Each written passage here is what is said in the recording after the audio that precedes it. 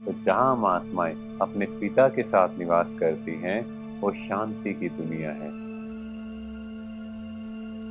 सब कुछ उसे समर्पण कर दे, जैसे बोलते तन मन धन सब तेरा।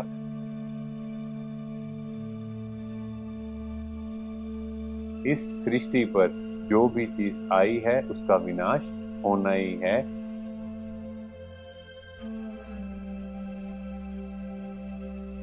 अंत समय में जो आपके थॉट्स होंगे, वैसा आपका अगला जन्म होगा। तो आगे अर्जुन ने पूछा, ब्रह्म क्या है? अध्यात्म क्या है? कर्म क्या है? अधिभूत क्या है? अधिदेव क्या है? इस देह से अधियज्ञ कैसे हुआ? और इस देह में कौन है? अंतकाल प्रयाण काल के समय में योगी पुरुष कैसे जान सकते हैं? और इसकी गति क्या है? तो आगे श्री कृष्ण जी कहते हैं, जो जगत का मूल कारण है वह ब्रह्म है। इसका भावार्थ समझाएं। हाँ जी। तो यहाँ पर ब्रह्म तत्व की बात कही गई है, माना परम धाम, जहाँ हम सब आत्माएं परमात्मा के साथ निवास करती हैं। वह अविनाशी है, उसका विनाश नहीं होता, क्योंकि जहाँ परमात्मा स्वयं वास कर रहे हो, वहाँ का वाइब्रेशंस, वहाँ का एनर्जी, और आप सोचो कैसा होगा। जी। तो उसको ब्रह्म कहा जाता है। इसीलिए ब्रह्म तत्व कहें, परम धाम कहें, शांति धाम कहें। तो जहाँ हम आत्माएं अपने पिता के साथ निवास करती हैं, वो शांति की दुनिया है। तो आगे श्री कृष्ण जी कह रहे हैं, अध्यात्म जो स्वभाव जीव है। तो यहाँ ये समझना है, अधि प्लस आत्म। अधि मतलब बिगिनिंग, आत्म मतलब आत्मा।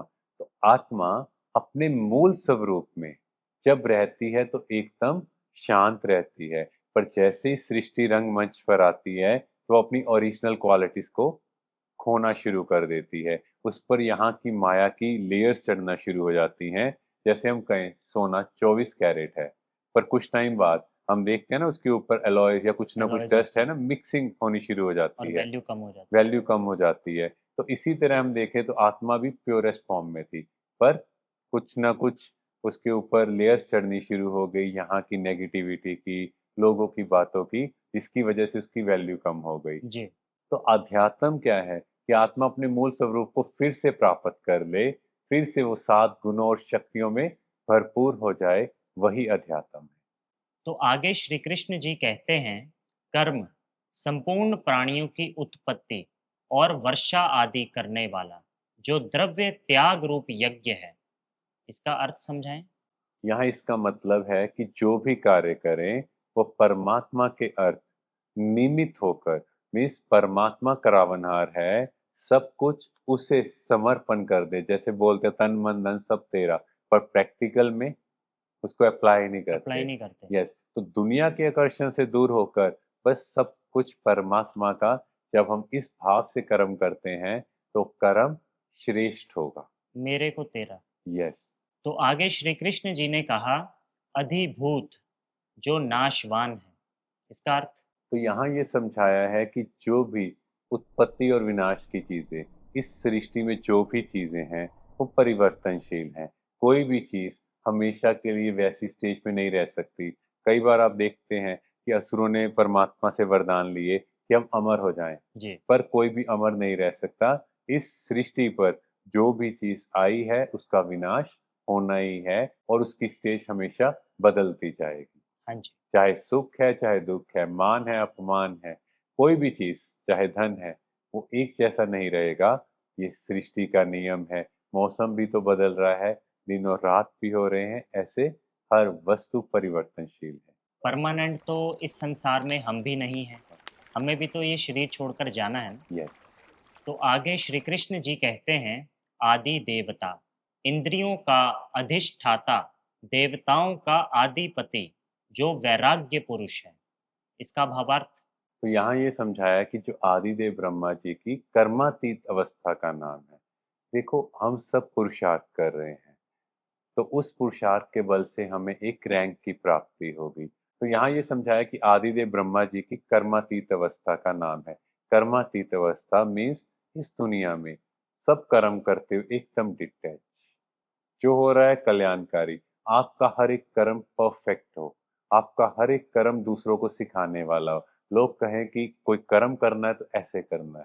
तो यहाँ ये रिप्रेजेंट करता है कि जब हम इस स्टेज को अचीव करते हैं तो हम भी उस परमात्मा के साथ उनके समान बन जाएंगे। तो आगे अर्जुन ने प्रश्न पूछा, आदि यज्ञ कौन है और वह इस तन में कैसे रहते हैं? तो इसका भावार्थ क्या है?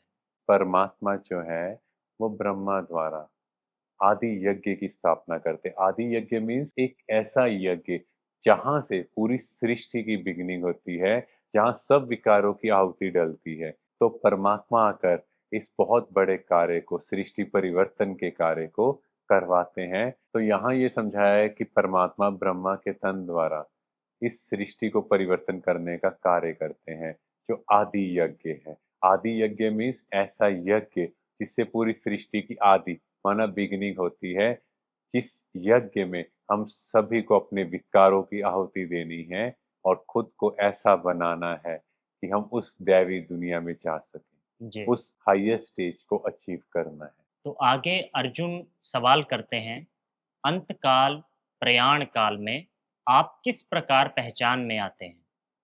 भगवानुवाच, जो अंत समय में मुझको स्मरण करता हुआ देह त्याग करता है, वह मेरे परमानंद अविनाशी पद को प्राप्त करता है। इसका भावार्थ? यहाँ ये समझाया है कि सृष्टि के अंत समय, जिसको प्रयाण काल कहते हैं, परमात्मा स्वयं याद की यात्रा सिखा रहे हैं कि मुझे कैसे याद करना है, और जो जिस भाव से उनको याद करता है उसी अनुसार उन्हें अगले जन्म में पद की प्राप्ति होती है। और इसमें कहा भी जाता है कि अंत समय में जो आपके थॉट्स होंगे वैसा आपका अगला जन्म होगा। मीन्स यहाँ ये समझना बहुत जरूरी है।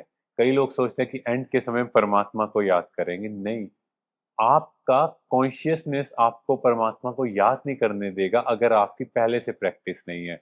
नहीं तो आपके जितने भी विकर्म हैं, आपको वही बातें याद आएंगी। आपने किसी के साथ गलत किया, वो सारी चीजें आपको परमात्मा को याद नहीं करने देगी। आप किसी से भी पूछना जो लास्ट स्टेज में है, बेड रिडन है, वो हमेशा कहेंगे कि हमें रिग्रेट हो रहा है, ये पश्चाताप इतना है कि हम मन को कहीं फोकस भी नहीं कर पा रहे। जी, वही पुरानी स्मृतियाँ, यस, वही पास्ट की बातें। क्योंकि आत्मा को आत्म गलानी हो रही है। तो इसीलिए जो भी आपके पास समय है, चाहे आप यंग एज में हो, मिडल एज या ओल्ड एज, जितना आपके पास समय है, आज से ही आप उस परमात्मा को याद करने लगे। और जितनी तभी, जल्दी हो सके स्पिरिचुअलिटी में आ जाए। यस, क्योंकि अगर अभी आपकी प्रैक्टिस अच्छी होगी तभी आप कंटिन्यू कर पाओगे। जी, नहीं तो लास्ट समय में बिना प्रैक्टिस के आप उसको याद नहीं कर सकते। जी।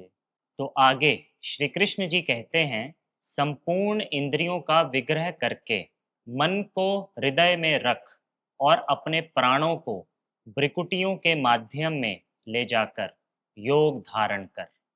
इसका भावार्थ समझाएं। हाँ जी, यहाँ ये समझना है कि मैं कौन हूँ, एक आत्मा हूँ, और कहाँ रहती हूँ, भ्रिकुटी के बीच में, in the centre of forehead. भ्रिकुटी यहाँ बात है आईब्रोज को कहा जाता है, और उसके मध्य में in the centre of forehead, जहाँ बहनें बिंदी लगाती हैं और भाई लोग तिलक लगाते हैं, वहाँ मैं आत्मा निवास करती हूँ।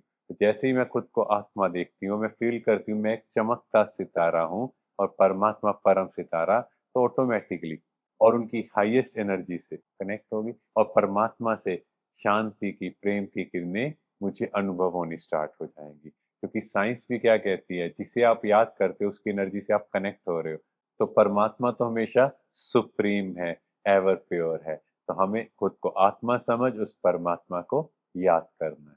शुक्रिया भाई जी। Thank you. तो दोस्तों, आज हमने जाना कि हमें परमात्मा को संपूर्ण समर्पण कर देना है, तभी हमें जीवन में सुख और शांति की प्राप्ति होगी। तो आगे की चर्चा हम अगले एपिसोड में